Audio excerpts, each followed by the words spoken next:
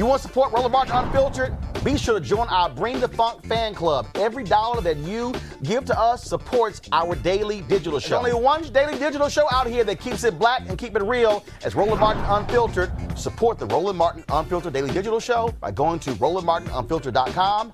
You can make this possible. The Nation of Islam, they're responding to Friday's attack that left Capitol Police Officer Billy Evans dead and another officer badly injured. The suspect, Noah Green, who was killed, rammed his car into the officers at a barricade outside the U.S. Capitol. After striking the officers, Green jumped out with a knife and was fatally shot by Capitol Hill police. According to Green's now-deleted Facebook post, he followed the Nation of Islam and the Honorable Minister Louis Farrakhan. Here's one of the posts that says the minister is here to save him and the rest of humanity. This is what it said. In addition to my last post, I encourage everyone to study Revelation, study the sign of end time, study who the beast is, study who the Antichrist is, study who the false prophet is, and study the created images during those times. The minister is here to save me and the rest of humanity, even if it means facing death. Be willing to deny yourself and follow him. Pick up your cross. The Honorable Elijah Muhammad, his teacher, the exalted Christ, is alive and in power. I bear witness. Study the ministers. Watch his lectures. Study Elijah Muhammad. Study the mother wheel, which is present here in America.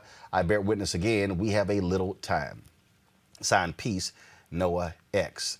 He also often shared videos of Minister Farrakhan speaking. In response to Green's actions, today, the Nation of Islam released a 3-page statement on Minister Farrakhan's behalf, in part saying it is being reported that Noah Green was a follower of the Nation of Islam. The young man, Noah Green, we believe may have attended our Savior's Day convention in Detroit, Michigan in February 2020.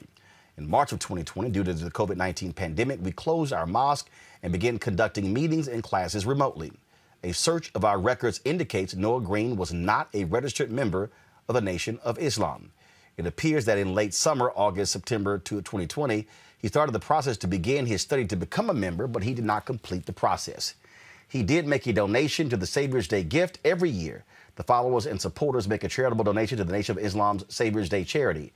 Every donor who made a donation of $1,000 or more is issued a certificate of completion. This certificate does not establish that the donor is a member in good standing in the Nation of Islam. Mr. Noah Green's alleged use of an automobile as a weapon and the alleged possession of a knife as reported violates our teachings. We absolutely disavow this act that resulted in the senseless loss of life. It is shocking for us to learn that someone who was attempting to be a part of our ranks may have been involved in something as tragic as this. But we respectfully say to the members of the media and to the American people, Timothy McVeigh confessed that he was a Christian. But nobody blames the church for his misconduct. No one would blame Jesus or their pastor for unlawful and immoral behavior that is contrary to the teachings of Jesus. You have criminals, people that do horrific things, but we never know their religion. It's not important because religion does not teach criminal behavior. Criminal behavior is an aberration.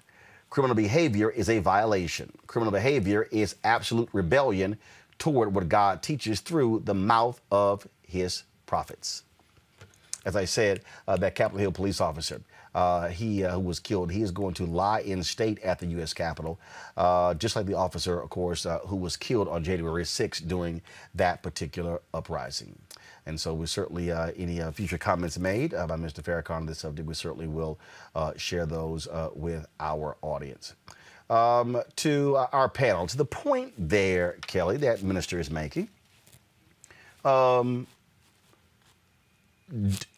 is the religion of white domestic terrorists brought up? So, I mean, when this came out, folks were, again, immediately, oh, remember the Nation of Islam? And then you have to say, okay, but what does that have to actually do with the actions? Your thoughts?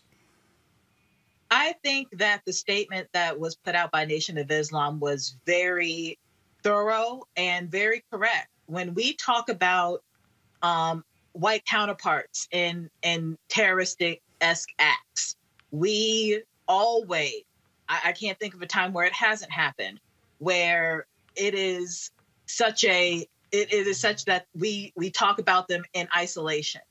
We say, oh, he was a lone wolf.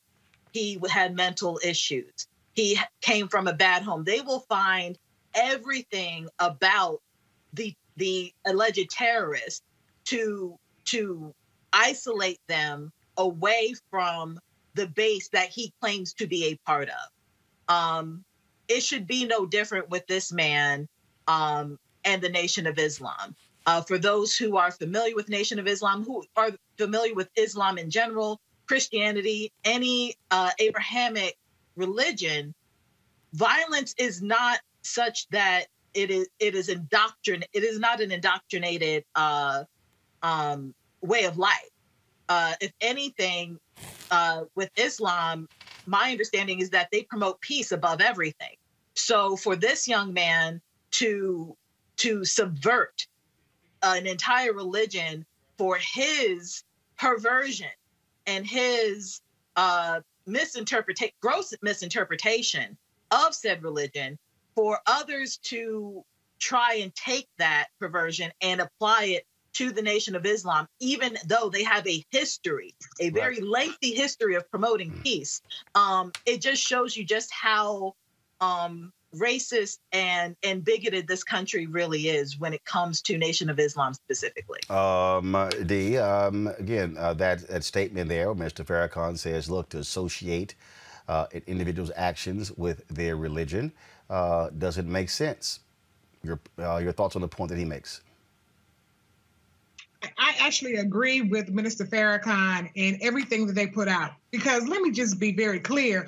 When the KKK was burning crosses in people's yard and standing behind the white knights, standing behind Christianity as their banner or as their support, no one ever condemned Christianity to that extreme. So even if he did try to blame the Nation of Islam, I think it's a very dangerous path for us to all of a sudden start pulling out things with the Nation of Islam only because they are Muslim, when Christianity is known for terrorizing people who have followed Christianity, have known for terrorizing people for centuries.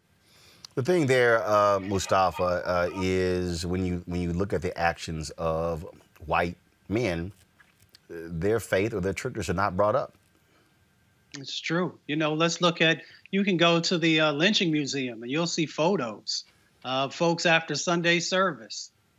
Sometimes hundreds of people gathering around the trees when that strange fruit was hanging there, and that strange fruit was us.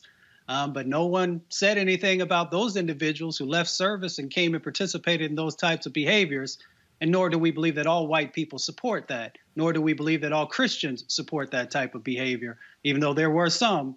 And we also know that this young brother, where we should be focused on what was in his background, there are signs that he was crying out. There were signs that he was suffering from mental trauma and mental illness, which is not so different than literally millions of people across our country. And yet we still refuse to make sure that the proper resources are there to help folks, to make sure that the services are there to guide them and to help them to have the skills to be able to cope with living in a very traumatic and stressful society. So we need to make sure that we're looking at the totality of what has happened in this situation and how we can make sure that it doesn't happen again. And there are a number of different parts to that. Of course, one part is on the mental health side of the equation. And then, of course, folks will always lean toward enforcement. And then, of course, those who want to continue to sow seeds of doubt and to create these barriers between communities will lean on the religious side of the equation. All right, folks, back to our Roland Martin Unfiltered video in just one moment. It's time to be smart. When we control our institutions, we win. This is the most important news show on television of any racial background. Y'all put $2, $3, $4, $5, $10, $15, $20, $30 on this and keep this going. What you've done, Roland, since this crisis came out in full bloom.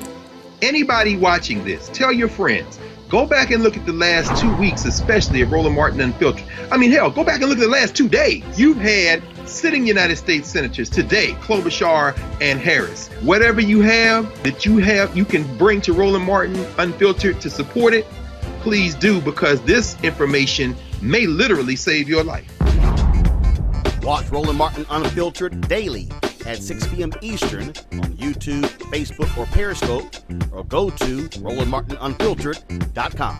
Support the Roland Martin Unfiltered Daily Digital Show by going to RolandMartinUnfiltered.com. Our goal is to get 20,000 of our fans contributing $50 each for the whole year. You can make this possible. RolandMartinUnfiltered.com.